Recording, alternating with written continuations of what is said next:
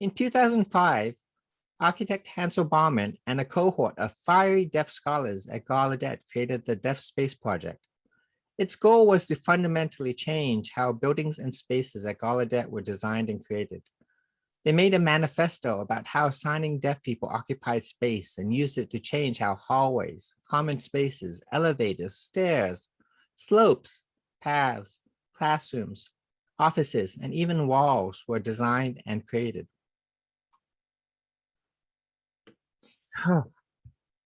In this paper, I've talked about the difference between curing and hacking space, but what of mad activists? As a mad activist and scholar, I wonder how this cure-hacking dilemma applies to us. We have a much more troubled relation with biomedicine than some of our physical or intellectually disabled kin. In my more fiery days, I was fairly anti-pharma. I refused to take the pills that were literally poison. But the world is equally toxic, and fighting the world constantly equally draining. And psychopharma does make it easier to just live, and thus our dilemma.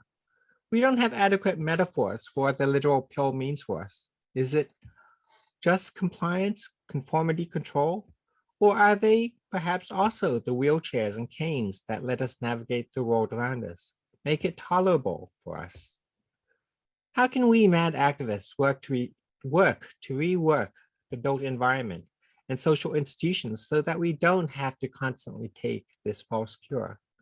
We're still very much at the beginning of our movement, and I have few answers.